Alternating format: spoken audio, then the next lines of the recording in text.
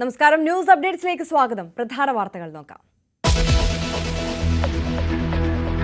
KPCC രാഷ്ട്രീയകാര്യ സമിതിയിൽ K സുധാകരനും V D സതീശനും വിമർശനം. നേതാക്കൾ തമ്മിലുള്ള തർക്കം അവസാനിപ്പിക്കണം. മുഖ്യമന്ത്രി സ്ഥാന ചർച്ചകൾ അനാവശ്യം. പി വി അൻവറിന്റെ UDF പ്രവേശനത്തിൽ കൂട്ടായ തീരുമാനം വേണമെന്നും ആവശ്യം.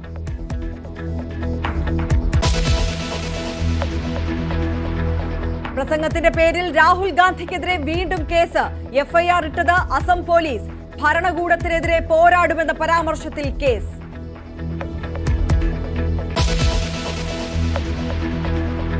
പശ്ചിമേഷ്യ വീണ്ടും സമാധാനത്തിലേക്ക്. ഗാസയിൽ വെടിനിർത്തൽ കരാർ പ്രാബല്യത്തിൽ.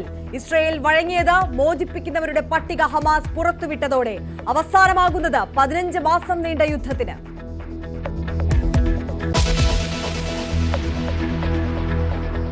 താമരശ്ശേരിയിലെ അതിക്രൂര കൊലപാതകത്തിന്റെ നടുക്കം മാറാതെ നാട്. അമ്മയെ വെട്ടിക്കൊന്നത് ജന്മം നൽകിയതിനുള്ള ശിക്ഷയെന്ന മകൻ. പ്രതി ആഷിഖ് ലഹരിക്കടിമയെന്ന് നാട്ടുകാർ.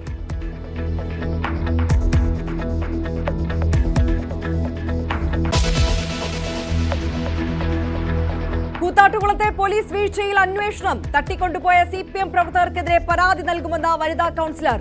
പാർട്ടിയിലെ ദുരനുഭവം തുറന്നു പറഞ്ഞതാണ് അക്രമത്തിന് കാരണമെന്ന് കലാരാജു പ്രൈം ഡിബേറ്റിൽ. മുഖ്യമന്ത്രിയുടെ ഓഫീസിന്റെ അറിവോടെ എന്ന് വി ഡി സതീശൻ. തട്ടിക്കൊണ്ടുപോകലിന് പിന്നിൽ കോൺഗ്രസ് എന്ന CPM.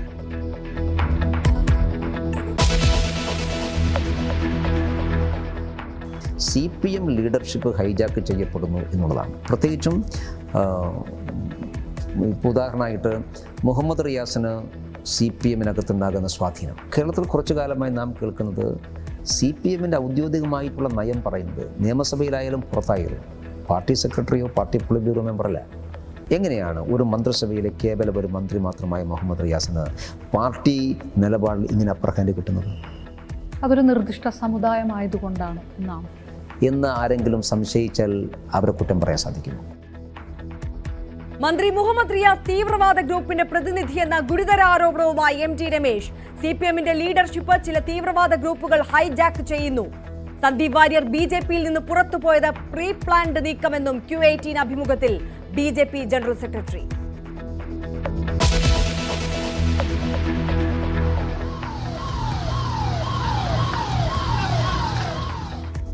മഹാകുംഭമേളയ്ക്കിടെ വൻ തീപിടുത്തം. അപകടം, ഗ്യാസ് സിലിണ്ടർ പൊട്ടിത്തെറിച്ച്. തീർത്ഥാടകരുടെ ടെന്റിലേക്ക് തീ പടർന്നു. ആളപായമില്ല.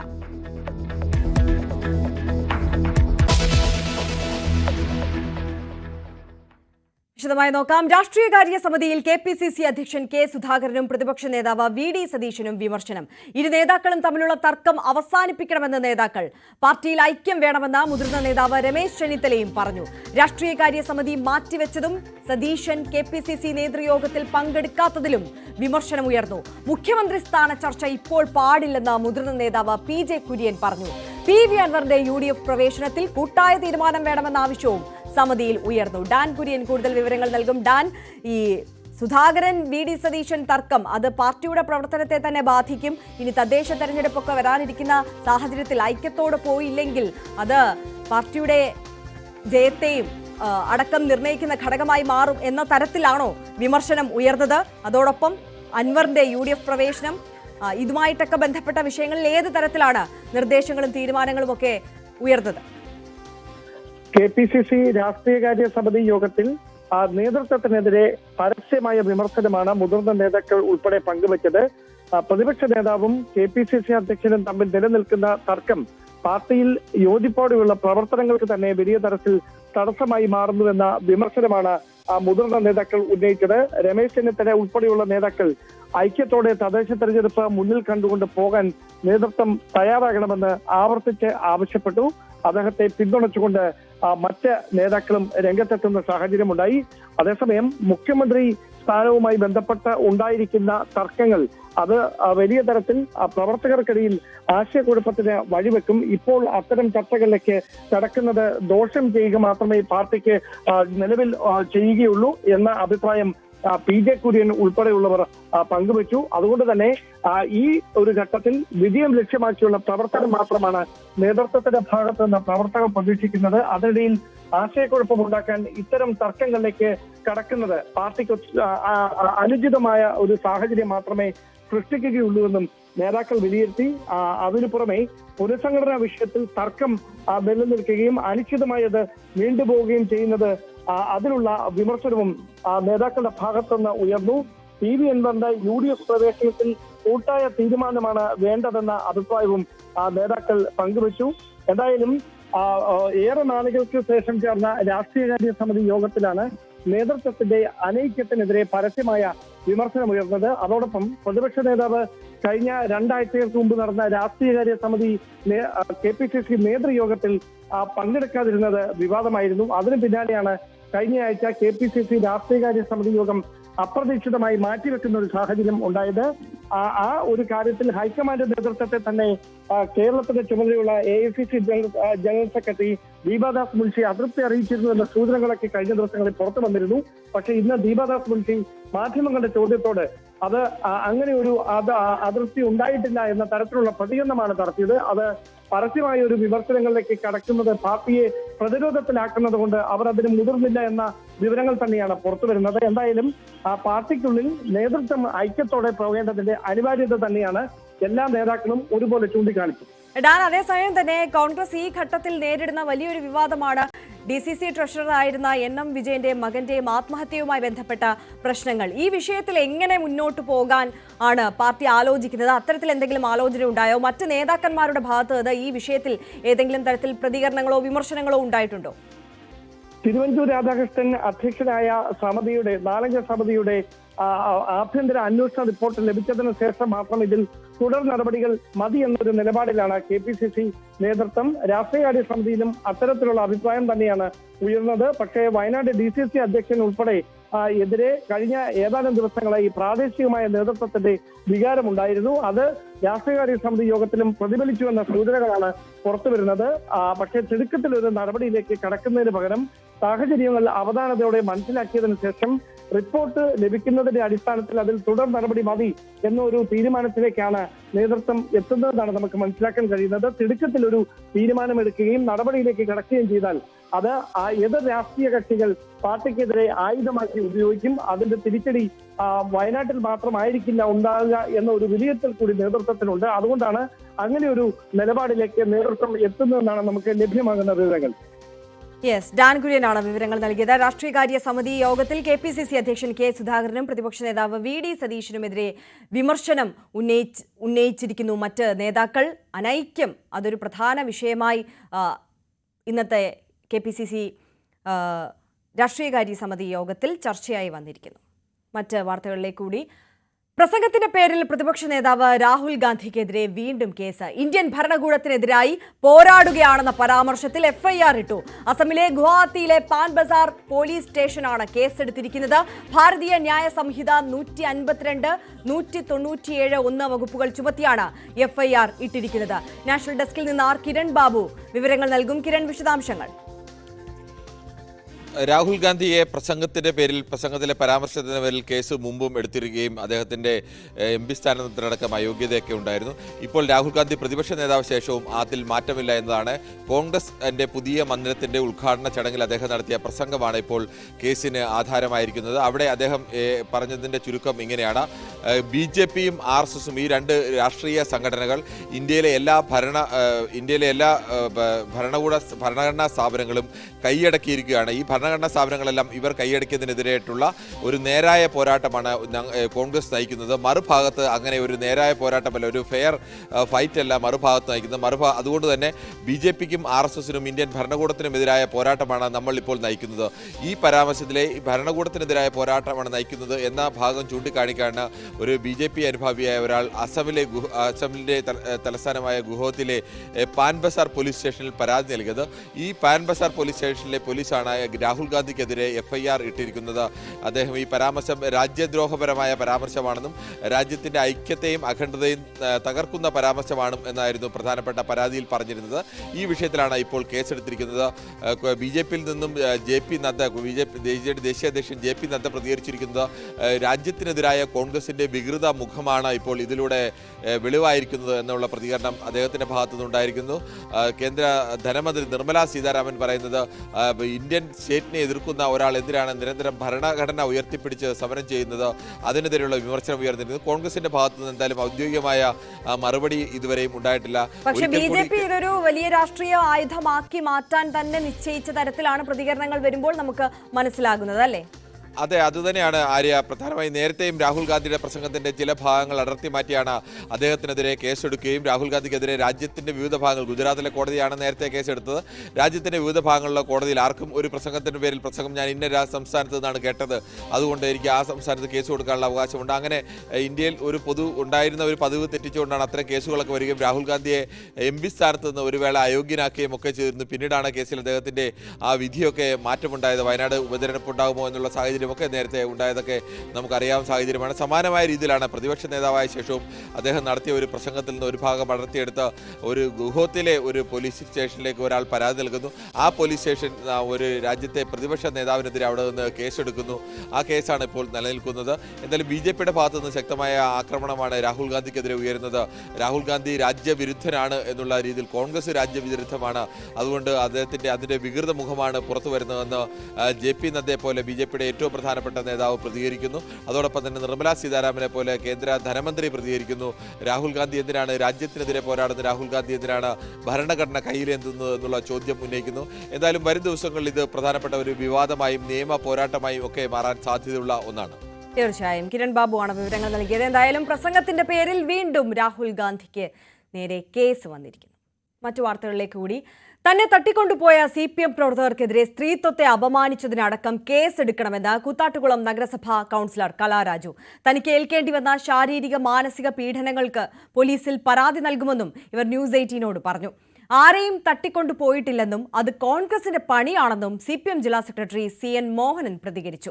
അതേസമയം സംഭവത്തിൽ പോലീസിനെതിരെ ഉയർന്ന പരാതിയെക്കുറിച്ച് അന്വേഷിക്കാൻ റൂറൽ SP നിർദ്ദേശം നൽകി. ഇന്നലെ നടന്ന റോഡ് ഉപരോധത്തിൽ മുൻ മന്ത്രി അനൂപ് ജേക്കബ് ഉൾപ്പെടെ 50 പേർക്കെതിരെ കേസെടുത്തു. CPM ഏരിയ കമ്മിറ്റി ഓഫീസിലേക്ക് കൊണ്ടുവന്ന തന്നെ പ്രവർത്തകർ വളഞ്ഞുവെച്ച് ഭീഷണിപ്പെടുത്തുകയായിരുന്നുവെന്നാണ് കലാരാജു പറയുന്നത്. ഇതിനിടെ വസ്ത്രങ്ങൾ വരെ വലിച്ചു കീറി. ജീവന് ഭീഷണിയുണ്ടെന്നും അവർ പറയുന്നു. ഏരിയ കമ്മിറ്റിയിലേക്ക് ചെല്ലാൻ നിർദ്ദേശിച്ചു ആണെങ്കിൽ ഇതുപോലെ ഉപദ്രവിച്ച ഒരാളെ ഭീഷണിപ്പെടുത്തി വണ്ടിയിൽ കയറ്റേണ്ട. എനിക്ക് എന്റേതായ നിലപാടില്ലേ. ഉപദ്രവിച്ച് അതായത് എന്റെ വസ്ത്രം വലിച്ച് ഊരി, അതായത് ഇവരെന്നെ ഉന്തി വലിച്ചു കയറ്റടാ, അവളെ എറിയടാന്നൊക്കെ ആക്രോശിക്കുന്ന എനിക്ക് കേൾക്കായിരുന്നു. കൊന്നുകളയടാന്ന് ലോക്കൽ സെക്രട്ടറി പറയുന്നത് എനിക്ക് കേൾക്കായിരുന്നു. കാല് ഡോറിന്റെ ഇടയിൽ വെച്ച് അവർ വലിച്ചടച്ചു. ഞാൻ പറഞ്ഞ എൻ്റെ കാലെന്ന് പറഞ്ഞപ്പോൾ അവർ ഒന്നും കൂടെ തുറന്നേച്ച് വലിച്ചടച്ചോ കാല്. എനിക്ക് കാലെടുക്കാനായിട്ട് ഒരു അവസരം തരാതെ. CPM-ൽ ഇനി തുടരാൻ കഴിയില്ല. ഇതുമായി ബന്ധപ്പെട്ട ഒരു ചർച്ചയ്ക്കുമില്ല. സംരക്ഷണം നൽകിയ UDF-മായി സഹകരിക്കുന്നതിനെക്കുറിച്ച് ആലോചിച്ച് തീരുമാനമെടുക്കും. അതേസമയം ഇതിൽ CPM-ന് ഒരു ബന്ധവുമില്ല എന്നാണ് ജില്ലാ സെക്രട്ടറി CN മോഹനൻ പറയുന്നത്. കോൺഗ്രസും UDF-ഉമാണ് പ്രശ്നങ്ങൾ ഉണ്ടാക്കിയത്. അരിവാൾ ചുറ്റിയ നക്ഷത്രത്തിൽ മത്സരിച്ച് ജയിച്ച പാർട്ടി ബ്രാഞ്ച് സെക്രട്ടറി ആയിട്ടുള്ള ഒരു സഖാവിനെ CPM അല്ല തട്ടിക്കൊണ്ടുപോയത് കോൺഗ്രസ് അല്ലേ. ക്രിമിനലുകളാണ് കലാരാജുവിനെ ഉപദ്രവിച്ചതെന്നും അതിൽ LDF-ന് പങ്കില്ലെന്നുമാണ് CPM area secretary PB Ratheesh പറയുന്നത്. കലയെ ബലം പ്രയോഗിച്ച് പാർട്ടി ഓഫീസിലേക്ക് കൊണ്ടുപോയതല്ല. LDF-ന്റെ 13 ജനപ്രതിനിധികളും അവിശ്വാസ പ്രമേയ ചർച്ചയിൽ നിന്ന് വിട്ടുനിൽക്കുക എന്ന തീരുമാനം എടുത്തതിന്റെ ഭാഗമായി പോകാൻ ശ്രമിക്കുമ്പോഴാണ് അവിടെ തടിച്ചുകൂടിയ MLA അനൂപ് ജേക്കബിന്റെ നേതൃത്വത്തിലുള്ള സംഘം കൗൺസിലർമാരെ ആക്രമിക്കുന്നത്, വനിതാ കൗൺസിലർമാരെ ആക്രമിക്കുന്നത്. അപ്പൊ അതാണ് അവിടെ രാവിലെ സംഘർഷം ഉണ്ടാവാൻ കാരണം. അതേസമയം അക്രമ സംഭവങ്ങളിൽ പോലീസ് കൂട്ടുനിന്നു എന്ന പരാതിയിൽ അഡീഷണൽ SP-യോട് അന്വേഷിച്ച് റിപ്പോർട്ട് നൽകാൻ എറണാകുളം റൂറൽ SP വൈഭവ് സക്സേന നിർദ്ദേശം നൽകി. ന്യൂസ് 18 കൊച്ചി.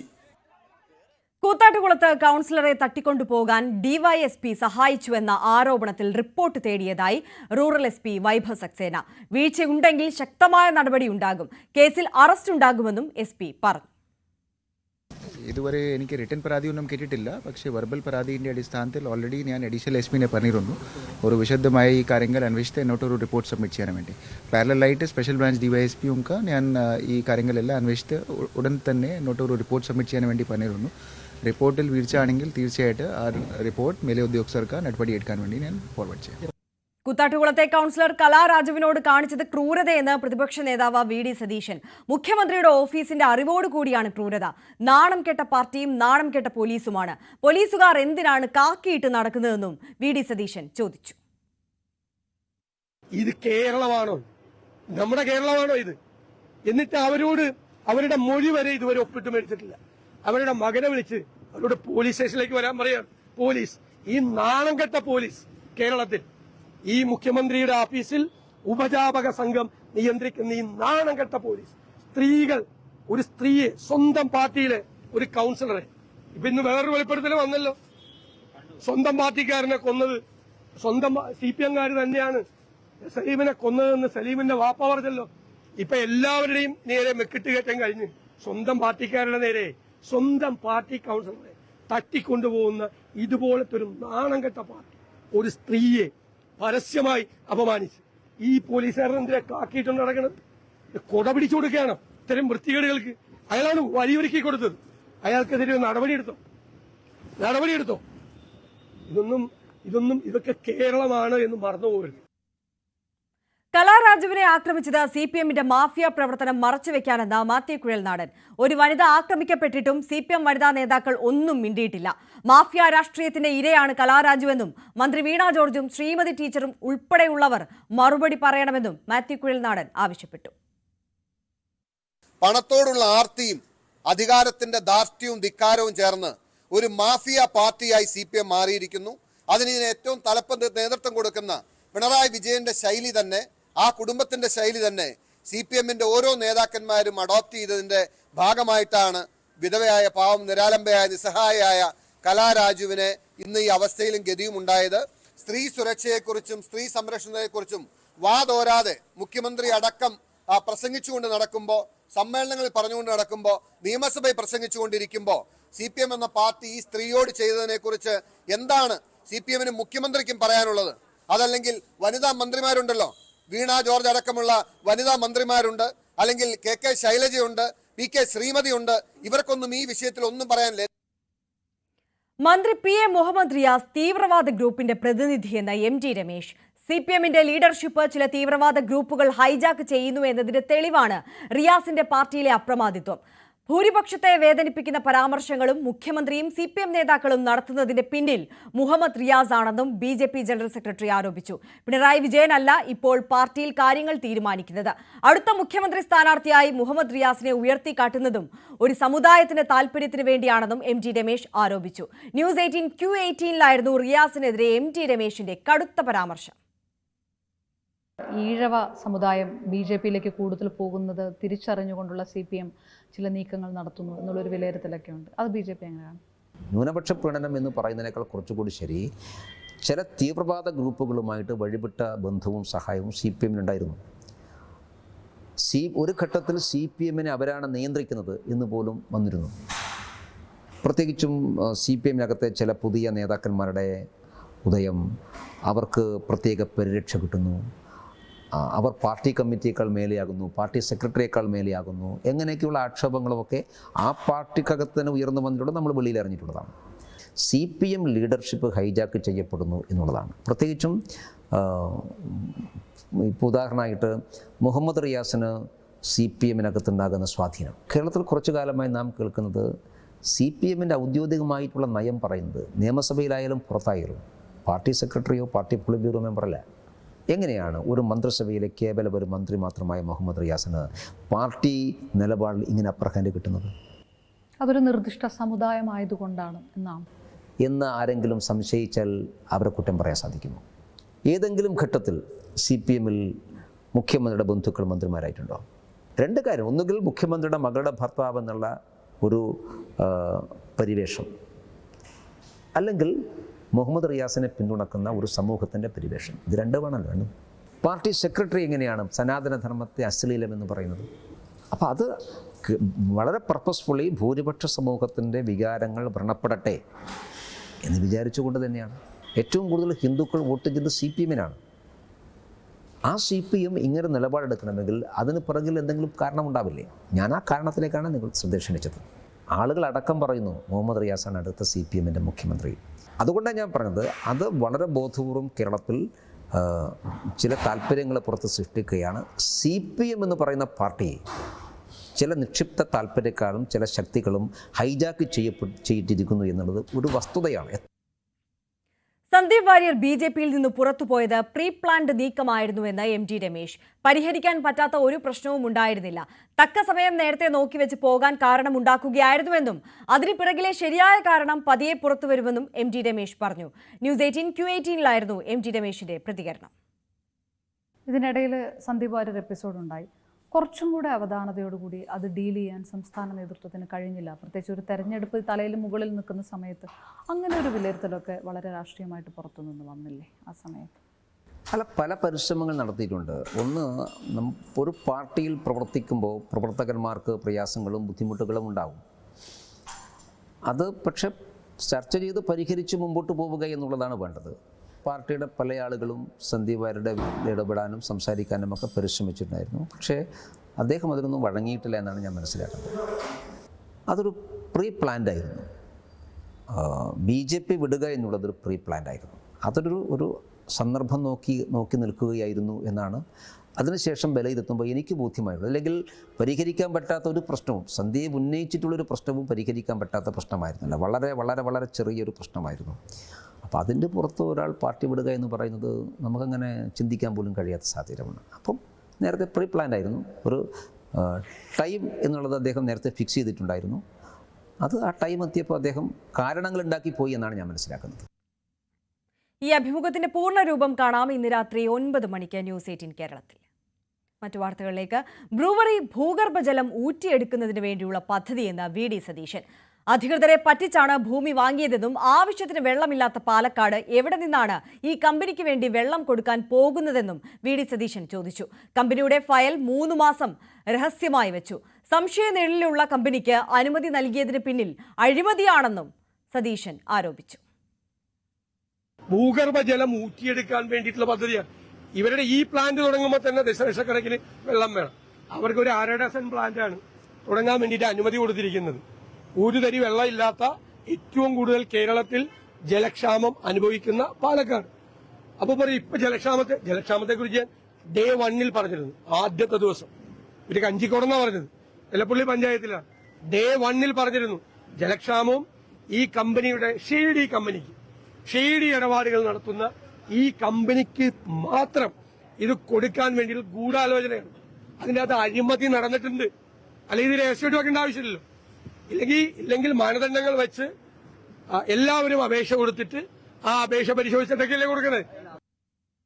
ഇസ്രായേൽ ഹമാസ് വെടിനിർത്തൽ കരാർ ഔദ്യോഗികമായി പ്രാബല്യത്തിൽ വന്നു. ഇതോടെ 15 മാസമായി തുടരുന്ന യുദ്ധത്തിനാണ് അവസാനമാകുന്നത്.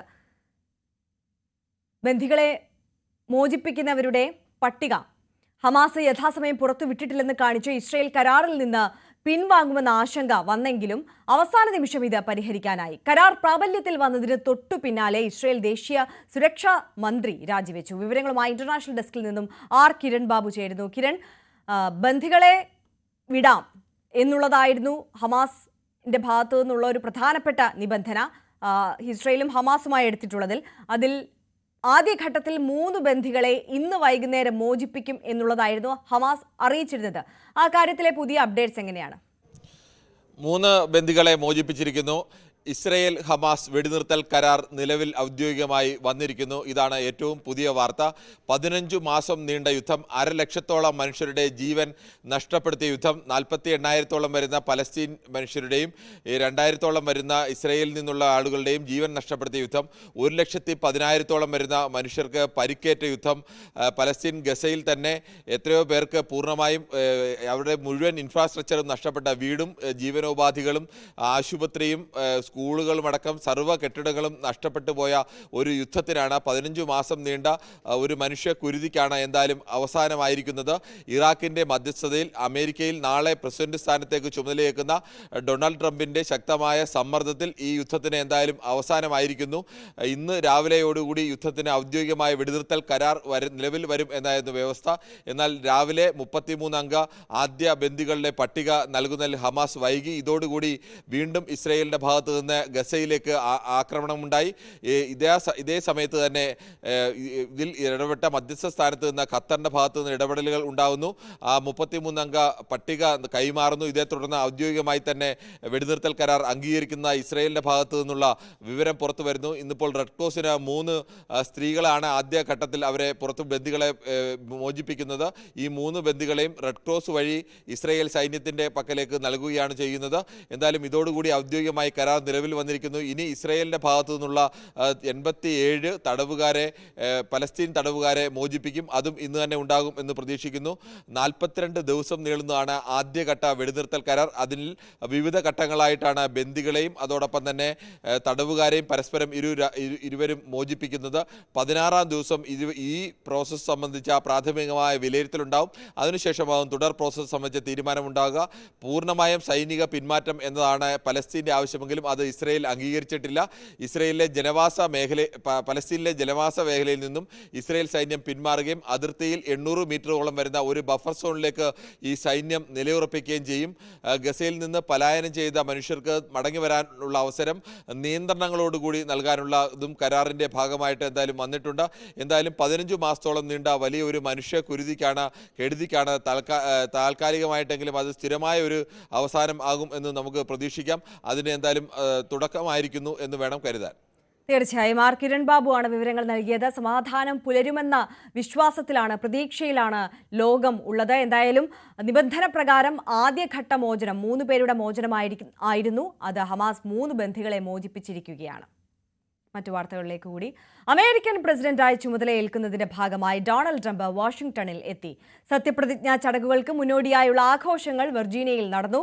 4 വർഷം മുമ്പ് പരാജയം അംഗീകരിക്കാതെ നിരാശനായി ക്യാപിറ്റോൾ വിടേണ്ടി വന്ന ട്രംപിന് ഇത് വിജയകരമായ തിരിച്ചുവരവ് കൂടിയാണ്.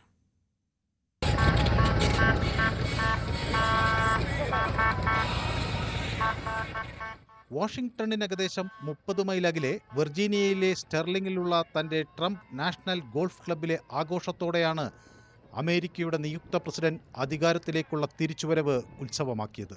ആഘോഷത്തിനായി വാഹനവ്യൂഹം ഗോൾഫ് ക്ലബിനടുത്തെത്തിയപ്പോൾ റോഡരികിൽ തടിച്ചുകൂടിയ അഭ്യുദയകാംക്ഷികൾ ആർത്തുവിളിച്ചു.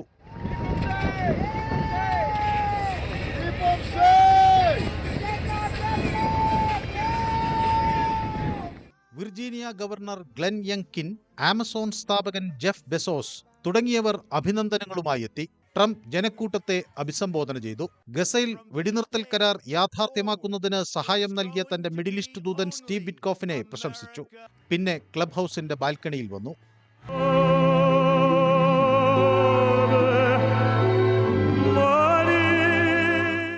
വെടിക്കെട്ടും ടെനർ ക്രിസ്റ്റഫർ മച്ചിയോയുടെ പ്രകടനവും കണ്ട് അതിഥികൾ ആഘോഷത്തിൽ പങ്കുചേർന്നു. ഫ്ലോറിഡയിലെ വെസ്റ്റ് പാം ബീച്ചിൽ നിന്ന് ഭാര്യ മെലാനിയ ട്രംപും മകൻ ബാരോണിനും ഒപ്പം special air mission 47 US military C-32 വിമാനത്തിലാണ് ട്രംപ് വാഷിംഗ്ടണിലേക്ക് തിരിച്ചത്. നിയുക്ത പ്രസിഡന്റ് നഗരത്തിലെത്തുന്നതിന് മുൻപ് തന്നെ നേരിയ മഞ്ഞുവീഴ്ച ആരംഭിച്ചു. രാവിലെ തന്നെ പ്രതിഷേധക്കാരുടെ കൂട്ടവും തെരുവിലേക്ക് ഇറങ്ങാൻ തുടങ്ങി. സ്ത്രീകളുടെ ആവശ്യങ്ങൾ, വംശീയനീതി തുടങ്ങിയ വിഷയങ്ങൾ ഉയർത്തിയായിരുന്നു പ്രതിഷേധം. റിപ്പബ്ലിക്കൻ ട്രംപിന്റെ 2ാം ടേം ഭരണഘടനാ അവകാശങ്ങൾക്ക് ഭീഷണിയാകുമെന്നും നടപ്പിലാക്കാനിരിക്കുന്ന നയങ്ങൾക്കെതിരെ അണിനിരക്കുമെന്നും പ്രതിഷേധക്കാർ. ഇന്ന് ട്രംപ് ആർലിംഗ്ടൺ ദേശീയ സെമിത്തേരിയിൽ പുഷ്പചക്രം സമർപ്പിക്കും. പിന്നീട് വാഷിംഗ്ടണിലെ ക്യാപിറ്റൽ 1 അരീനയിൽ നടക്കുന്ന റാലിയിൽ പങ്കെടുക്കും. റാലിക്ക് ശേഷം ഒരു സ്വകാര്യ അത്താഴ വിരുന്നിന് പോകും. News desk, news 18. ഉത്തർപ്രദേശിലെ പ്രയാഗ്രാജിൽ നടക്കുന്ന മഹാകുംഭമേളയ്ക്കിടെ വൻ തീപിടുത്തം. തീർത്ഥാടകർ താമസിക്കുന്ന ടെന്റിലാണ് തീപിടുത്തമുണ്ടായത്. പാചകവാതക സിലിണ്ടർ പൊട്ടിത്തെറിച്ചാണ് തീ പടർന്നത് എന്നാണ് പ്രാഥമിക നിഗമനം. ആളപായം ഇതുവരെ റിപ്പോർട്ട് ചെയ്തിട്ടില്ല.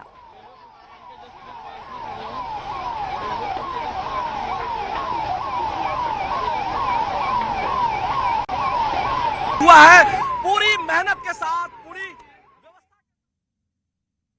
बॉलीवुड ബോളിവുഡ് താരം സെയ്ഫ് അലി ഖാനെ ആക്രമിച്ച കേസിലെ പ്രതി പിടിയിൽ. മുഹമ്മദ് ഷെരീഫുൾ ഇസ്ലാമിനെയാണ് താനെയിൽ നിന്ന് പിടികൂടിയത്. ഇയാൾ ബംഗ്ലാദേശ് സ്വദേശിയാണെന്നാണ് നിഗമനമെന്ന് മുംബൈ പോലീസ് പ്രതികരിച്ചു. കോടതിയിൽ ഹാജരാക്കിയ പ്രതിയെ കസ്റ്റഡിയിൽ വിട്ടു. മുംബൈ പോലീസിനെ വട്ടം കറക്കിയ സെയ്ഫ് അലി ഖാൻ ആക്രമണക്കേസിലെ പ്രതി ഒടുവിൽ പിടിയിൽ. പ്രതിയെ പിടികൂടാൻ വൈകുന്നതിൽ സർക്കാരിനെതിരെയും പോലീസിനെതിരെയും വിമർശനം ശക്തമാകുമ്പോഴാണ് ആക്രമണം നടന്ന് 70 മണിക്കൂർ പിന്നിടുമ്പോഴുള്ള അറസ്റ്റ്. താനെയിലെ ഹിരാനന്ദാനി എസ്റ്റേറ്റിന് സമീപത്ത് നിന്ന് ശനിയാഴ്ച അർദ്ധരാത്രിയാണ് മുഹമ്മദ് ഷെരീഫുൾ ഇസ്ലാമിനെ മുംബൈ പോലീസ് പിടികൂടിയത്. 5 മാസം മുമ്പ് ബംഗ്ലാദേശിൽ നിന്ന് മുംബൈയിലെത്തിയ ഇയാൾ വിജയ്ദാസ് എന്ന വ്യാജ പേരാണ് ഉപയോഗിച്ചിരുന്നത്. മോഷണം തന്നെയായിരുന്നു ലക്ഷ്യം. അതിക്രമിച്ചു കയറിയത് സെയ്ഫ് അലി ഖാന്റെ വീടാണെന്ന് അറിയില്ലായിരുന്നുവെന്നും ഇയാൾക്ക് ക്രിമിനൽ പശ്ചാത്തലമില്ലെന്നും പോലീസ് പ്രതികരിച്ചു. आरोपी का नाम मोहम्मद शरीफुल इस्लाम शहजाद है। ये समझ में आया है कि ये आरोपी चोरी के इरादे से उस घर में उसने एंटर किया था। बांग्लादेशी ओरिजिन का है ऐसा हमारा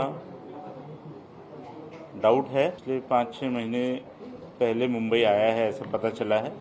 हाउसकीपिंग एजेंसी में काम करता है। ആദ്യ 2 ദിവസവും ഒരു തുമ്പുമില്ലാതിരുന്ന അന്വേഷണത്തിൽ ദാദറിലെ മൊബൈൽ കടയിൽ നിന്ന് ലഭിച്ച പ്രതിയുടെ CCTV ദൃശ്യങ്ങളാണ് നിർണായകമായത്. തുടർന്ന് നടത്തിയ അന്വേഷണത്തിൽ ഇയാളുടെ താമസ സ്ഥലം കണ്ടെത്തുകയും ഒപ്പം താമസിക്കുന്നവർ നൽകിയ വിവരങ്ങളുടെ കൂടി അടിസ്ഥാനത്തിൽ പ്രതിയിലേക്ക് എത്തുകയുമായിരുന്നു. National desk, news 18. അരവിന്ദ് കെജ്രിവാളിന്റെ നേരെയുണ്ടായ കല്ലേറ് ഡൽഹി നിയമസഭാ തെരഞ്ഞെടുപ്പിൽ പ്രചാരണ വിഷയമാക്കി ആം ആദ്മി പാർട്ടി. ആക്രമണം നടത്തിയ 2 പേരുടെ ചിത്രങ്ങൾ പുറത്തുവിട്ട മുഖ്യമന്ത്രി അതിഷി ഇരുവർക്കും BJP സ്ഥാനാർത്ഥി പർവേഷ് വർമ്മയുമായി അടുത്ത ബന്ധമുണ്ടെന്നും ആരോപിച്ചു.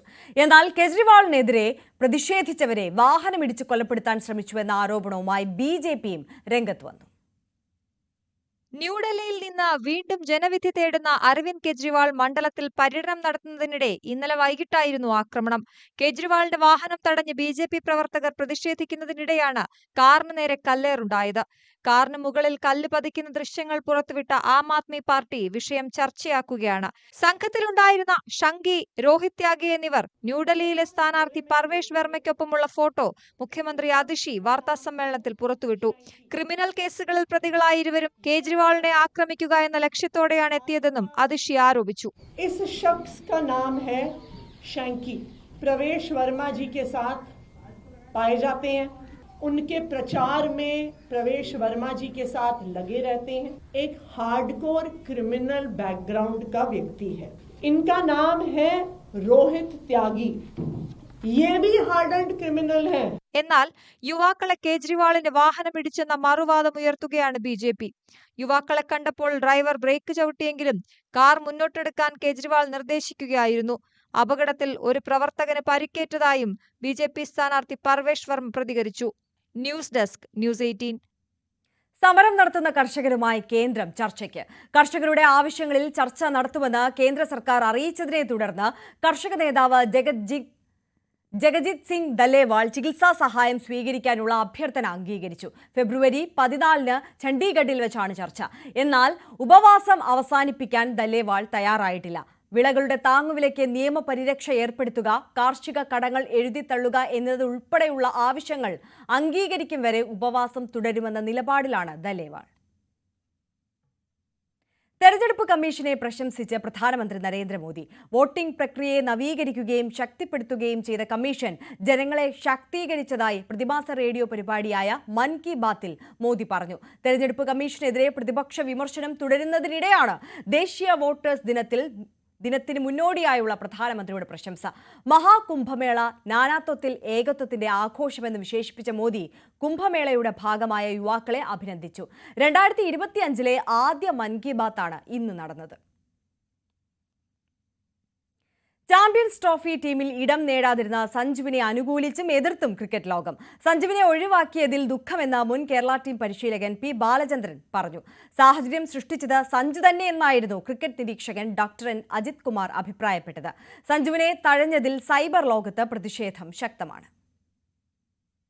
വിജയ് ഹസാരെ ചാമ്പ്യൻഷിപ്പിൽ മത്സരിക്കാത്തതാണോ സഞ്ജുവിന് സ്ഥാനം നേടാൻ സാധിക്കാത്തത്? ഈ ചോദ്യത്തിന് പിന്നാലെയാണ് ക്രിക്കറ്റ് സൈബർ ലോകം. നേരത്തെ തന്നെ KCA ഭാരവാഹികൾക്ക് നേരെ ശശി തരൂർ MP ശക്തമായ വിമർശനം ഉന്നയിച്ചിരുന്നു.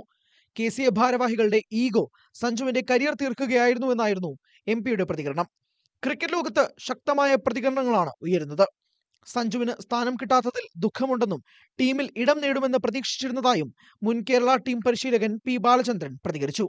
ആദ്യമായിട്ട് ഞാൻ പറയുകയാണ് ഈ ഒരു സാങ്കേതിക പേരിലാണ് സഞ്ജു സാംസൺ ഈ ODI ടൂർണമെന്റിൽ നിന്ന് മാറ്റി നിർത്തപ്പെട്ടത് എന്ന് വിശ്വസിക്കാനും ബുദ്ധിമുട്ടുണ്ട്. ഇതിനു മുമ്പ് ഇതേ ഫോം നിലനിർത്തിയിരുന്ന സമയത്ത് സഞ്ജുവിന്റെ ഒരു ഗോഡ് ഫാദർ എന്ന് പറയാവുന്ന രാഹുൽ ദ്രാവിഡ് ടീമിന്റെ ചാർജ് ആയിരുന്ന സമയത്ത് പോലും സഞ്ജുവിന് വേണ്ടത്ര അവസരങ്ങൾ ഏകദിന മത്സരങ്ങളിൽ കൊടുത്തിട്ടില്ല.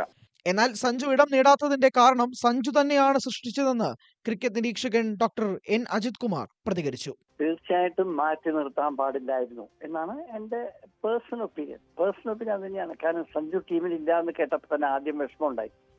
പക്ഷെ പിന്നീടാണ് വിവരങ്ങളൊക്കെ കൂടുതലായിട്ട് ഇതിനെപ്പറ്റി അറിയുമ്പോഴാണ് പല സാഹചര്യങ്ങളും സഞ്ജു തന്നെ ക്രിയേറ്റ് ചെയ്തതായിട്ടാണ് എനിക്ക് തോന്നുന്നത്. ഋഷഭ് പന്ത്, KL രാഹുൽ എന്നീ താരങ്ങൾ ഉള്ളപ്പോൾ സഞ്ജുവിന്റെ സ്ഥാനം ബോർഡർ ലൈനിലാണെന്ന് മുൻ അമ്പയർ KN രാഘവൻ പ്രതികരിച്ചു. ദക്ഷിണാഫ്രിക്കൻ പരമ്പരയിൽ തിളക്കമാർന്ന 2 സെഞ്ചുറികൾ നേടി ഫോമിൽ നിൽക്കുന്ന സഞ്ജു സാംസണിനെ പരിഗണിക്കാത്തതിന്റെ കാരണം വിജയ് ഹസാരെ ട്രോഫി മാത്രമാണോ, അതോ മറ്റേതെങ്കിലും കാരണങ്ങളുണ്ടോ? സഞ്ജുവിന്റെ പ്രതികരണത്തിനായി കാത്തുനിൽക്കുകയാണ് ക്രിക്കറ്റ് ലോകം. Sports desk, news 18. Kerala cricket അസോസിയേഷനും സഞ്ജു സാംസണും തമ്മിലുള്ള ബന്ധം അത്ര ഊഷ്മളമല്ലെന്ന് തെളിയിക്കുന്നതാണ് നിലവിലെ സാഹചര്യങ്ങൾ. ഒരു ടൂർണമെന്റിൽ പങ്കെടുക്കാൻ കഴിയില്ലെങ്കിൽ അത് അസോസിയേഷനെ അറിയിക്കണമെന്നിരിക്കെ KCAയുമായി ബന്ധപ്പെടാൻ പോലും സഞ്ജു തയ്യാറായില്ലെന്നാണ് വ്യക്തമാകുന്നത്. വിജയ് ഹസാരെ ടൂർണമെന്റിന് തൊട്ടു മുമ്പാണ് സഞ്ജുവും അസോസിയേഷനും തമ്മിലുള്ള ഭിന്നത മറനീക്കി പുറത്തു വന്നതെങ്കിലും നാളുകളായി ഈ അഭിപ്രായ വ്യത്യാസം നിലനിന്നിരുന്നു. 1996 നാഗർകോവിൽ നടക്കേണ്ട തമിഴ്നാടിനെതിരായ രഞ്ജി മത്സരത്തിൽ കളിക്കാൻ തയ്യാറല്ലെന്ന് Kerala team captain KN Ananthapadmanabhan നിലപാടെടുക്കുന്നു. തമിഴ്നാട്ടുകാരൻ PB ആനന്ദിനെ ടീമിലെടുത്തിലുള്ള പ്രതിഷേധമായിരുന്നു കാരണം. ക്യാപ്റ്റനായതുകൊണ്ടോ ഇന്ത്യയിലെ മികച്ച സ്പിന്നർമാരിൽ ഒരാളായതുകൊണ്ടോ അനന്തപത്മനാഭനെതിരെ നടപടിയെടുക്കാൻ കേരള ക്രിക്കറ്റ് അസോസിയേഷൻ പഠിച്ചില്ല. ഒരു മത്സരത്തിൽ നിന്ന് വിലക്കാനായിരുന്നു തീരുമാനം. ക്ഷമാപണം രേഖാമൂലം അറിയിച്ചതോടെ ഒരു മത്സരത്തിലെ ഫീ പിഴയായി ചുമത്തി പ്രശ്നം പരിഹാരമായി. താരങ്ങളും അസോസിയേഷനും കൊമ്പുകോർക്കുന്നത് ക്രിക്കറ്റ് ചരിത്രത്തിൽ ആദ്യമല്ലെന്ന് ചുരുക്കം. വിജയ് ഹസാരെ ടൂർണമെന്റിൽ കളിക്കാത്തതുകൊണ്ടാണ് സഞ്ജുവിന് ഇന്ത്യൻ ടീമിൽ അവസരം ലഭിക്കാത്തതെന്ന വാദം തെറ്റാണ്. എന്നാൽ വിജയ് ഹസാരയിൽ പങ്കെടുത്ത മികച്ച പ്രകടനം കാഴ്ചവെച്ചിരുന്നുവെങ്കിൽ സഞ്ജുവിന് സ്ഥാനം ഉറപ്പായിരുന്നു. KCAയുമായുള്ള ആശയവിനിമയത്തിലെ പോരായ്മയാണ് സഞ്ജുവിനെ ഇപ്പോഴുള്ള വിവാദങ്ങളിലേക്ക് നയിച്ചത്. വിജയ് ഹസാരെ ടൂർണമെന്റിലുള്ള ടീം സെലക്ഷൻ സമയത്ത് സഞ്ജു കേരള ടീം മാനേജ്മെന്റുമായി ബന്ധപ്പെടാനായി ശ്രമിച്ചില്ല. KCA അയച്ച മെയിലിന് മറുപടിയായിട്ടാണ് ക്യാമ്പിൽ പങ്കെടുക്കാനുണ്ടാവില്ലെന്ന് ഒറ്റവരിയിൽ ഇമെയിൽ അയക്കുന്നത്. സാധ്യതാ പട്ടികയിലുള്ള 30 താരങ്ങളെ ഉൾപ്പെടുത്തി വയനാട് കൃഷ്ണഗിരി സ്റ്റേഡിയത്തിൽ ത്രിദിന ക്യാമ്പാണ് കേരള ടീം നിശ്ചയിച്ചിരുന്നത്. ക്യാപ്റ്റനാകേണ്ട സഞ്ജു ഇല്ലെന്ന മറുപടി വന്നതോടെ യുവതാരങ്ങൾക്ക് പ്രാമുഖ്യം നൽകി സെലക്ടർമാർ ടീമിനെ തെരഞ്ഞെടുത്തു. ഒരു ടൂർണമെന്റിൽ കളിക്കാൻ സന്നദ്ധനല്ലെങ്കിൽ വ്യക്തമായ കാരണം അസോസിയേഷനെ അറിയിക്കേണ്ട ബാധ്യതയും കളിക്കാരനുണ്ട്. അവിടെയും സഞ്ജുവിന് വീഴ്ച പറ്റി. ഈ സമയം ദുബായിൽ അവധി സമയം ചെലവിട്ട സഞ്ജു വിജയ് ഹസാരെ ടൂർണമെന്റ് തുടങ്ങിയ ശേഷമാണ് വീണ്ടും KCAയുമായി ബന്ധപ്പെടുന്നത്.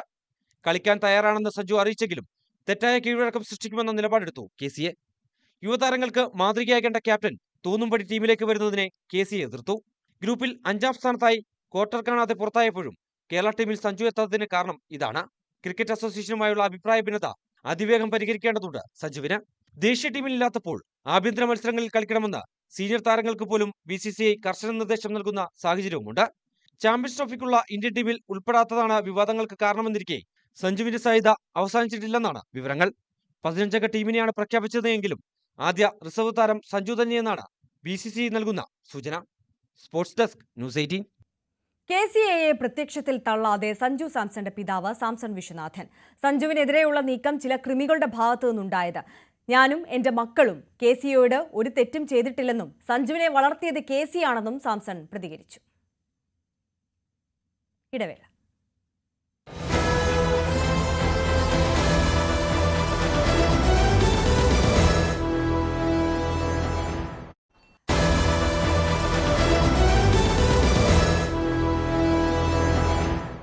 വാർത്തകളിലേക്ക് മടങ്ങിയെത്തുമ്പോൾ നാളെയാണ് ഷാരോൺ വധക്കേസിൽ കുറ്റക്കാരിയെന്ന് കണ്ടെത്തിയ ഗ്രീഷ്മയുടെ ശിക്ഷാവിധി കോടതി പ്രഖ്യാപിക്കുന്നത്. വളരെ കോളിളക്കം സൃഷ്ടിച്ച കേസിൽ ആ വിവാദങ്ങളിലേക്ക് ഒന്ന് തിരിഞ്ഞു നോക്കുകയാണെങ്കിൽ 2021 ഷാരോണും ഗ്രീഷ്മയും തമ്മിൽ അടുപ്പത്തിലായത്. 1 വർഷം നീണ്ട ഗാഢമായ പ്രണയം. ഗ്രീഷ്മയ്ക്ക് മറ്റൊരു വിവാഹാലോചന വന്നതോടെയാണ് ഇരുവരും തമ്മിലുള്ള ബന്ധം വഷളായത്. ഷാരോൺ ഒഴിഞ്ഞു പോകില്ലെന്ന് കണ്ടതോടെ എന്നേക്കുമായി അവസാനിപ്പിക്കുവാൻ തീരുമാനിക്കുകയായിരുന്നു. കാണാം സ്പെഷ്യൽ റിപ്പോർട്ട്. പാറശാലയിൽ നിന്ന് നെയ്യൂരിലേക്കുള്ള ബസ് യാത്രക്കിടെ 2021 ഒക്ടോബർ മാസത്തിലാണ് ഷാരോൺ രാജ് ആദ്യമായി ഗ്രീഷ്മ എന്ന പെൺകുട്ടിയെ കാണുന്നത്. BSc റേഡിയോളജി അവസാന വർഷ വിദ്യാർത്ഥിയായ ഷാരോൺ രാജ് സഞ്ചരിക്കുന്ന അതേ ബസ്സിൽ തന്നെയായിരുന്നു അഴകിയ മണ്ഡപത്തെ സ്വകാര്യ കോളേജിലെ ബിരുദാനന്തര ബിരുദ വിദ്യാർത്ഥിനിയായ ഗ്രീഷ്മയും സഞ്ചരിച്ചിരുന്നത്. ആദ്യം ഒരു കണ്ടു പരിചയം മാത്രം, പിന്നീട് ചിരിച്ചു, ഒടുവിൽ കൂടുതൽ സംസാരിച്ചു, പിന്നീട് അടുപ്പമായി. തുടർന്ന് ആർക്കും പിരിയാനാവാത്ത വിധം പ്രണയബന്ധത്തിലേക്ക് ഈ പരസ്പരമുള്ള ബന്ധം മാറുകയും ചെയ്തു. അടുപ്പമുള്ള നിമിഷങ്ങളിലെ സ്വകാര്യ ദൃശ്യങ്ങൾ ഷാരോൺ രാജ് മൊബൈൽ ഫോണിൽ പകർത്തിയെന്നുമാണ് കുറ്റപത്രത്തിൽ പറയുന്നത്. ഈ ദൃശ്യങ്ങൾ കൃത്യമായി താനുമായിട്ടുള്ള ബന്ധം തകരാതെ കാത്തു സൂക്ഷിക്കാൻ ഒരു പിടിവള്ളിയായി ഷാരോൺ ഗ്രീഷ്മയ്ക്ക് മുമ്പിൽ അവതരിപ്പിച്ചിരുന്നുവെന്നും കുറ്റപത്രത്തിൽ പരാമർശമുണ്ട്. അതിനിടയിലാണ് ഗ്രീഷ്മയ്ക്ക് പട്ടാളക്കാരനുമായുള്ള വിവാഹാലോചന വരുന്നത്. അതിനെ ഏത് വിധേനയും എതിർക്കാൻ ഷാരോൺ രാജിന്റെ കൈവശമുള്ള ഏക പിടിവള്ളി ഈ ദൃശ്യങ്ങൾ തന്നെയായിരുന്നു. ഈ ദൃശ്യങ്ങൾ മുൻപിൽ വെച്ചുകൊണ്ട് പലതവണ ഗ്രീഷ്മയോട് ഈ ബന്ധത്തിൽ നിന്ന് പിന്മാറരുതെന്ന് ഷാരോൺ ആവശ്യപ്പെട്ടിരുന്നു. പക്ഷേ ഗ്രീഷ്മ പരോക്ഷമായി അതിനെ എതിർത്തില്ലെങ്കിലും മറ്റു തരത്തിൽ ആ ബന്ധത്തിൽ നിന്ന് പിൻവാങ്ങാനുള്ള എല്ലാ വഴികളും സാധ്യതകളും തേടുകയും ചെയ്തിരുന്നു. ഒരവസരത്തിൽ ജോൾസിന്റെ പ്രവചനം നിലനിൽക്കുന്നതുകൊണ്ട് ഷാരോൺ ഈ വിവാഹത്തിൽ നിന്ന് പിന്തിരിയണം, അല്ലെങ്കിൽ ജീവൻ നഷ്ടമാകുമെന്ന് വരെ പറഞ്ഞ് വിശ്വസിപ്പിക്കാനുള്ള ശ്രമമുണ്ടായി. ഗ്രീഷ്മയുടെ അമ്മാവനും ഇതേ രീതിയിൽ തന്നെ ഷാരോണിനോട് സംസാരിച്ചു. പക്ഷേ ഇതൊന്നും മുഖവിലക്കെടുക്കാൻ ഷാരോൺ തയ്യാറായിരുന്നില്ല. അങ്ങനെയാണ് ഇനി ഷാരോൺ തന്റെ ജീവിതത്തിൽ നിന്ന് ഒഴിഞ്ഞു മാറുകയില്ല എന്ന ഒരു ഉറപ്പ്, അങ്ങനെ ഒരു ചിന്ത ഗ്രീഷ്മയുടെ മനസ്സിൽ ഉടലെടുക്കുന്നത്. അതിനിടയിൽ ഏറെ ഭീഷണികൾക്ക് വഴങ്ങിയെന്ന് ഗ്രീഷ്മ തന്നെ പോലീസിനോട് സമ്മതിച്ച് തരത്തിൽ അവരുടെ വിവാഹം സ്വകാര്യമായി ഷാരോൺ രാജിന്റെ പാറശാലയിലുള്ള വീട്ടിൽ വെച്ച് പരസ്പരം താലികെട്ടി ഈ വിവാഹം നടക്കുന്നു. ആ വിവാഹം നടന്നതിന് ശേഷം വെട്ടുകാട് ദേവാലയത്തിലെത്തിയും ഷാരോൺ രാജ് ഗ്രീഷ്മയുടെ കഴുത്തിൽ താലികെട്ടുന്നു. അതിനിടയിൽ തന്നെയാണ് ഗ്രീഷ്മ മറ്റൊരാളുമായുള്ള വിവാഹത്തിന് സമ്മതമറിയിച്ചതും ആ വിവാഹത്തിലേക്ക് എത്തുന്നതിന് ഷാരോൺ രാജ് ഒരു തടസ്സമാകുമെന്ന തിരിച്ചറിവിൽ ഇയാളെ ജീവിതത്തിൽ നിന്ന് ഒഴിവാക്കുന്നതിന് വേണ്ടിയിട്ടുള്ള പരമാവധി ശ്രമങ്ങൾ നടത്തുകയും ചെയ്തത്. അതിന് 2022 ഫെബ്രുവരി മാസത്തിൽ ഈ പട്ടാളക്കാരനുമായുള്ള വിവാഹാലോചന വന്നതിന് പിന്നാലെ തന്നെ ശ്രമങ്ങൾ ഗ്രീഷ്മ ആരംഭിച്ചിരുന്നു. മാർച്ച് മാസം 4-ാം തീയതിയാണ് ഈ വിവാഹം ഉറപ്പിക്കുന്നത്. അതിനുശേഷം ആദ്യമായി ജ്യൂസ് ചലഞ്ച് എന്ന പേരിൽ ജ്യൂസിനുള്ളിൽ മാംഗോ ജ്യൂസിനുള്ളിൽ പാരാസിറ്റമോൾ ഡോളോ അത് ഇടിച്ച് പൊടിച്ച് കലക്കി ഷാരോൺ രാജിന് കൈമാറുന്നു. എന്നിട്ട് ഇത് കുടിക്കാൻ പറയുന്നു. അത് കുടിക്കുമ്പോൾ കടുത്ത കയ്പ് അനുഭവപ്പെട്ടതിനെ തുടർന്ന് ഷാരോൺ രാജ് ഈ ജ്യൂസ് തുപ്പിക്കളയുന്നു. ഇതോടെ ഈ ശ്രമം വിജയിക്കില്ലെന്ന് മനസ്സിലാക്കിയ ഗ്രീഷ്മ പിന്നീട് ഏത് വിധത്തിൽ ഉപായ രൂപേണ എങ്ങനെ കൺവിൻസ് ചെയ്തുകൊണ്ട് ഷാരോണിനെ കൊലപ്പെടുത്താമെന്ന് കൃത്യമായി ഇന്റർനെറ്റിന്റെ സഹായത്തോടെ പ്ലാൻ ചെയ്യുന്നു. ആ പ്ലാനിങ്ങിൽ ഉരുത്തിരിഞ്ഞ ബുദ്ധിയാണ് കാപ്പിക്കുന്ന കളനാശിനി കഷായത്തിൽ കലക്കി നൽകിയാൽ അവിടെ ആന്തരിക അവയവങ്ങൾക്ക് ക്ഷതം സംഭവിക്കുകയും അത് ജീവൻ തന്നെ അപകടത്തിലാകുന്ന തരത്തിലേക്ക് കാര്യങ്ങൾ എത്തിക്കുകയും ചെയ്യുമെന്ന് വായിച്ച് മനസ്സിലാക്കിയത്. അങ്ങനെയാണ് 2022 ഒക്ടോബർ മാസം 14-ാം തീയതി രാവിലെ കൃത്യമായ ആസൂത്രണത്തോടെ തന്റെ വീട്ടിലേക്ക് മറ്റാരും ഇല്ലാത്തതിനാൽ കടന്നു വരണം, കന്യാകുമാരിയിലുള്ള തന്റെ വീട്ടിലേക്ക് കടന്നു വരണമെന്ന് ഷാരോൺ രാജിനോട് വാട്സ്ആപ്പ് ചാറ്റിലൂടെ ആവശ്യപ്പെടുന്നു.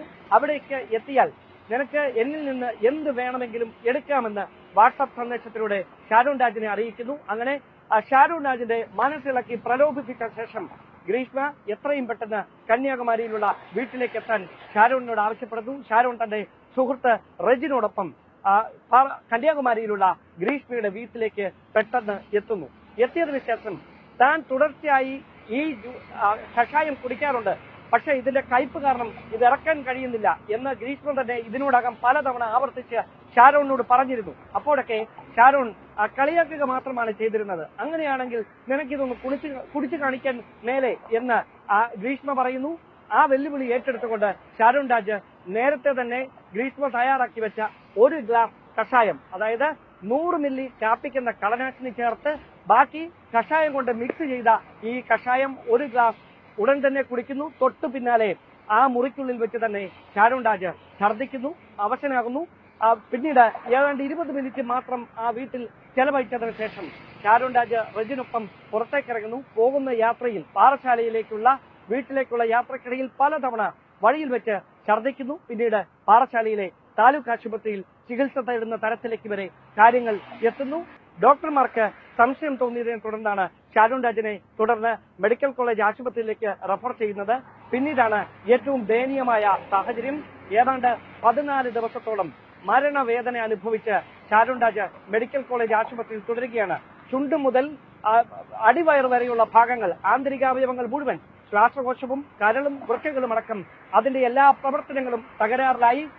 രക്തം ഛർദ്ദിക്കുന്നു, അതോടൊപ്പം തന്നെ പച്ചക്കളറിൽ ഛർദ്ദിക്കുന്നു, പിന്നീട് രക്തസ്രാവം ഉണ്ടാകുന്നു. ഒടുവിൽ 2022 ഒക്ടോബർ 25-ാം തീയതി ഷാരോൺ രാജിന്റെ ജീവൻ നഷ്ടമാകുന്നു. അതിനിടയിൽ പലതവണ ഷാരോണിന്റെ സഹോദരൻ ഷിമോൺ, അദ്ദേഹം ആയുർവേദ ഡോക്ടറാണ്, അദ്ദേഹം ഗ്രീഷ്മയെ ഫോണിൽ വിളിച്ച് ഏത് തരത്തിലുള്ള കഷായമാണ് കൊടുത്തത് ഷാരോണിനെന്ന് ചോദിക്കുമ്പോഴും ഒരു ഭാവവ്യത്യാസങ്ങളുമില്ലാതെ ഏതോ ഒരു വൈദ്യൻ, ഏതോ ഒരു ഡോക്ടർ നിർദ്ദേശിച്ച് നൽകിയ കുറിപ്പിൽ പറഞ്ഞിരുന്ന ഒരു കഷായം താൻ കുടിക്കുന്നതാണ്, അത് തന്നെയാണ് ഷാരോണിനും നൽകിയിരുന്നത് എന്ന് മാത്രമാണ് പറഞ്ഞത്. ആ മരുന്നിന്റെ ആ കുറിപ്പ് കയ്യിലില്ല. ആ മരുന്നിന്റെ കുപ്പിയിൽ അതിന്റെ പേര് മാഞ്ഞു പോയിരിക്കുന്നു. ഒടുവിൽ ആ കുപ്പിയുടെ അടപ്പിൽ അതിന്റെ പേരെഴുതിയിട്ടുണ്ടായിരിക്കും. അതിന്റെ ചിത്രം എനിക്കൊന്നെടുത്ത് അയച്ചു തരൂ എന്ന് പറയുമ്പോൾ അവിടെ ഗ്രീഷ്മ നടത്തിയ ചില പരാമർശങ്ങളാണ് ഈ ഷിമോണ് ഇതുമായി ബന്ധപ്പെട്ട സംശയം ജനിപ്പിക്കുന്നത്. ആ സംശയങ്ങൾ പോലീസിനെ അറിയിക്കുകയായിരുന്നു. അത് പിന്നീട് വലിയ തരത്തിൽ വിവാദങ്ങളിലേക്ക് വഴിമാറുകയും പോലീസ് ആദ്യഘട്ടത്തിൽ റൂറൽ ജില്ലാ പോലീസ് മേധാവി ഡി ശില്പയുടെ നേതൃത്വത്തിലുള്ള അന്വേഷണ സംഘം വിശദമായി തന്നെ ഈ ഗ്രീഷ്മയെ ചോദ്യം ചെയ്തതോടെയാണ് ഈ സംഭവങ്ങളുടെ ചുരുളഴിഞ്ഞു തുടങ്ങിയത്. ഗ്രീഷ്മ അന്ന് ഉദ്യോഗസ്ഥരോട് വ്യക്തമാക്കിയത് ഒരു നിർവാഹവും ഇല്ലാത്തതിനാലാണ്, അതായത് താൻ ഇങ്ങനെ ഒരു വഴി തെരഞ്ഞെടുത്തത്. അതിനാദ്യം കുടുംബമടക്കം പറഞ്ഞിരുന്നത് ജാതകദോഷം ഉള്ളതുകൊണ്ട് ആദ്യ ഭർത്താവിനെ അപായപ്പെടുത്തിയാൽ മാത്രമേ രണ്ടാമത് മാന്യമായ ഒരു ജീവിതം മകൾക്ക് ലഭിക്കുകയുള്ളൂ. അതുകൊണ്ടാണ് രഹസ്യമായി വിവാഹം ചെയ്ത ഷാരോൺ രാജിനെ കൊലപ്പെടുത്തിയതിന് ശേഷം മറ്റൊരു വിവാഹത്തിന് മകൾ തയ്യാറെടുത്തതെന്നാണ്. പക്ഷേ പോലീസിന്റെ അന്വേഷണത്തിൽ തെളിഞ്ഞത് അങ്ങനെയല്ല. മറ്റൊരു ജീവിതം ആഗ്രഹിച്ചതിനൊപ്പം ഷാരോൺ രാജിനെ ജീവിതത്തിന് ഭീഷണിയായി ഇനി ഉണ്ടാകാൻ പാടില്ല എന്നൊരു കൃത്യമായ ആസൂത്രണം കൂടി ഉണ്ടായിരുന്നു. അതുകൊണ്ടാണ് അപായപ്പെടുത്തുന്നതിന് വേണ്ടി ഇങ്ങനെ ക്രൂരമായ കൃത്യമായ ആസൂത്രണത്തോടെയുള്ള വഴി ഗ്രീഷ്മ തെരഞ്ഞെടുത്തതെന്നാണ്. മറ്റ് ക്രിമിനൽ പശ്ചാത്തലങ്ങളൊന്നും ഗ്രീഷ്മയ്ക്കുണ്ടായിരുന്നില്ല. ബിരുദ പഠനത്തിൽ 8ാം റാങ്കോടെയാണ് ഗ്രീഷ്മ പാസ്സാകുന്നത്. പക്ഷേ ബിരുദാനന്തര ബിരുദ പഠനത്തിലെത്തുമ്പോൾ പഠനം മോശമാകുന്നു. അതെന്തുകൊണ്ടാണെന്ന് അന്വേഷിച്ചപ്പോഴാണ് കുടുംബാംഗങ്ങൾക്ക് മകൾക്ക് ഇങ്ങനെ ഒരു പ്രണയബന്ധമുണ്ട് എന്ന കാര്യം അവർ തന്നെ അറിയുകയും ചെയ്തത്. പിന്നീട് പലതവണ പിന്തിരിപ്പിക്കാൻ ശ്രമിച്ചപ്പോഴും അങ്ങനെ ഒരു ബന്ധമില്ല എന്ന് പറഞ്ഞ് ഒഴിഞ്ഞു മാറാൻ ശ്രമിച്ച ഗ്രീഷ്മ ഷാരോൺ രാജുമായുള്ള രഹസ്യബന്ധം തുടരുകയും അതിനിടയിൽ തന്നെ തനിക്ക് ഉയർന്ന വിദ്യാഭ്യാസ യോഗ്യതയും സാമ്പത്തിക ശേഷിയുമുള്ള മറ്റൊരു കുടുംബത്തിൽ നിന്ന് വന്ന വിവാഹ ആലോചനയിൽ താല്പര്യം പ്രകടിപ്പിച്ച് അതുമായി മുമ്പോട്ട് പോവുകയും ചെയ്യുകയായിരുന്നു. അതായത് പ്രണയത്തിന്റെ പേരിൽ തുടങ്ങിയ ജ്യൂസ് ചലഞ്ച് ഒടുവിൽ കഷായത്തിന്റെ രൂപത്തിൽ വിഷമായി ഷാരോൺ രാജിന്റെ ജീവനെടുക്കുന്ന തരത്തിലേക്ക് കേരള പോലീസിന്റെ ചരിത്രത്തിലെ കേസ് ഡയറികളിൽ ഇന്നേ വരെ കേട്ടിട്ടില്ലാത്ത തരത്തിൽ ഒരു സംഭവ ബഹുലമായ ഉദ്വേഗജനകമായ സംഭവങ്ങൾക്ക് ശേഷമാണ് കോടതിയിൽ അടുത്ത ദിവസം ശിക്ഷ വിധിക്കുന്നതിന് വേണ്ടി കാത്തിരിപ്പിലേക്ക് എത്തിയിരിക്കുന്നത്. ഡാൻ കുര്യന്റെ റിപ്പോർട്ടാണ് കണ്ടത്. അതിരപ്പള്ളിയിൽ മസ്തകത്തിൽ മുറിവേറ്റ നിലയിൽ ആനയെ കണ്ടെത്തിയ സംഭവത്തിൽ കാട്ടാനയുടെ ചികിത്സ ഉറപ്പാക്കാൻ വെറ്റിനറി സർജൻ അരുൺ സക്രിയ അതിരപ്പള്ളിയിലേക്ക്. പ്രത്യേക മെഡിക്കൽ സംഘം രൂപീകരിക്കാൻ വനംവകുപ്പ് നിർദ്ദേശം നൽകി. ഔദ്യോഗിക ഉത്തരവ് നാളെ പുറത്തിറങ്ങും. ആനയുടെ ആരോഗ്യസ്ഥിതി പരിശോധിച്ച ശേഷം ആവശ്യമെങ്കിൽ പിടികൂടി ചികിത്സ ഉറപ്പാക്കും. 2 ദിവസത്തിനകം അരുൺ സക്രിയ അതിരപ്പള്ളിയിലെത്തും. നടപടി മസ്തകത്തിൽ നിന്ന് പഴുപ്പൊലിപ്പിക്കുന്ന നിലയിലുള്ള ആനയുടെ ദൃശ്യം പുറത്തുവന്ന പശ്ചാത്തലത്തിൽ. നോക്കാം ഇന്നത്തെ സ്വർണം വെള്ളി നിരക്കുകൾ. കവിത ഗോൾഡ് ആൻഡ് ഡയമണ്ട്സ് ഇന്നത്തെ സ്വർണം വെള്ളി നിരക്കുകൾ നിങ്ങൾക്കായി സമർപ്പിക്കുന്നത് Kavitha gold and diamonds. Choose your special. സ്വർണം 22 ക്യാരറ്റ് ഗ്രാമിന് 7400 രൂപ, പവന് 59,200 രൂപ. സ്വർണം 18 ക്യാരറ്റ് ഗ്രാമിന് 6140 രൂപ, പവന് 49,120 രൂപ. വെള്ളി ഗ്രാമിന് 99 രൂപ, കിലോഗ്രാമിന് 99,000 രൂപ. കവിത ഗോൾഡ് ആൻഡ് ഡയമണ്ട്സ് ഇന്നത്തെ സ്വർണം വെള്ളി നിരക്കുകൾ നിങ്ങൾക്കായി സമർപ്പിക്കുന്നത് Kavitha gold and diamonds. Choose your special. Bulletin പൂർണ്ണമാകുന്നു. ഇടവേളയ്ക്ക് ശേഷം കാണാം Q18. നമസ്കാരം.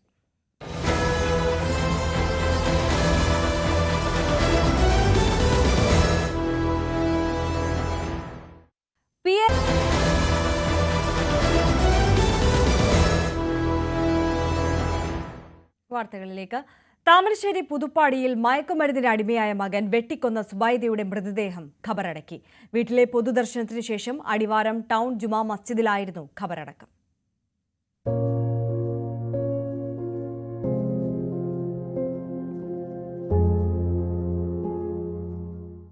ജന്മം നൽകിയതിന്റെ ശിക്ഷ നടപ്പാക്കി. കിടപ്പിലായ അമ്മ സുബൈദയെ വെട്ടിക്കൊലപ്പെടുത്തിയ ശേഷം ലഹരിക്കടിമയായ മകൻ പറഞ്ഞതാണിത്. സ്വത്ത് വിൽക്കാൻ ആഷിഖ് ആവശ്യപ്പെട്ടിരുന്നെങ്കിലും സുബൈദ തയ്യാറായിരുന്നില്ല. ഇതിലുണ്ടായ വൈരാഗ്യമാണ് കൊലപാതകത്തിൽ കലാശിച്ചതെന്ന് പോലീസ് പറയുന്നു. ആഷിഖ് മുൻപും കൊലപാതക ശ്രമം നടത്തിയിട്ടുണ്ടെന്നും പലരോടും സുബൈദയെ കൊല്ലുമെന്ന് പറഞ്ഞിരുന്നതായും പോലീസ് വ്യക്തമാക്കി. അമ്മയെ കൊല്ലണമെന്ന് പലതവണ പലരോടായിട്ട് ഇവർ പറഞ്ഞിട്ടുണ്ട്. ഇതുകൂടാതെ അമ്മയെ കൊല്ലാനുള്ള 2-3 അറ്റംപ്റ്റ് നടത്തിയിട്ടുണ്ട്. ലഹരിക്കടിമയായ ആഷിഖ് ബംഗളൂരുവിലെ ഡി അഡിഷൻ സെന്ററിൽ നിന്നും കഴിഞ്ഞ ദിവസമാണ് സുബൈദയുടെ സഹോദരിയുടെ പുതുപ്പാടിയിലെ വീട്ടിലെത്തിയത്. സുബൈദ ബ്രെയിൻ ട്യൂമർ ഓപ്പറേഷൻ കഴിഞ്ഞ് ഇവിടെ കിടപ്പിലായിരുന്നു. ആവശ്യപ്പെട്ട പണം നൽകാൻ തയ്യാറാകാതെ വന്നതോടെയാണ് പ്രതി ആഷിഖ് അടുത്ത വീട്ടിൽ നിന്നും കൊടുവാൾ വാങ്ങി സുബൈദയെ വെട്ടിക്കൊലപ്പെടുത്തിയത്. കഴുത്ത് ഏറെക്കുറെ അറ്റ നിലയിൽ അയൽക്കാരാണ് സുബൈദയെ താമരശ്ശേരി ആശുപത്രിയിൽ പ്രവേശിപ്പിച്ചത്. സംഭവത്തിൽ പ്രതിയായ ആഷിഖിനെ പോലീസ് രാവിലെ ഫോറൻസിക് തെളിവെടുപ്പിനായി കോഴിക്കോട് മെഡിക്കൽ കോളേജിലെ മോർച്ചറിയിൽ എത്തിച്ചു. ഫോറൻസിക് പരിശോധന പൂർത്തീകരിച്ച ശേഷം ആഷിഖിനെ താമരശ്ശേരി താലൂക്ക് ആശുപത്രിയിൽ എത്തിച്ച് ആരോഗ്യ പരിശോധനയ്ക്ക് ശേഷം കുന്നമംഗലം മജിസ്ട്രേറ്റ് മുൻപിൽ ഹാജരാക്കി റിമാൻഡ് ചെയ്തു. ന്യൂസ് 18 താമരശ്ശേരി. പത്തനംതിട്ട ഓമല്ലൂരിൽ പുഴയിൽ കുളിക്കാനിറങ്ങിയ 2 വിദ്യാർത്ഥികൾ മുങ്ങി മരിച്ചു. ഓമല്ലൂർ ആര്യഭാരതി സ്കൂളിലെ 10ാം ക്ലാസ് വിദ്യാർത്ഥികളാണ് മരിച്ചത്. പുഴയിൽ കുളിക്കാനിറങ്ങിയ ഇവർ ഒഴുക്കിൽപ്പെടുകയായിരുന്നു. ഫയർഫോഴ്സ് സംഘം സ്ഥലത്തെത്തി മൃതദേഹങ്ങൾ കണ്ടെടുത്തു.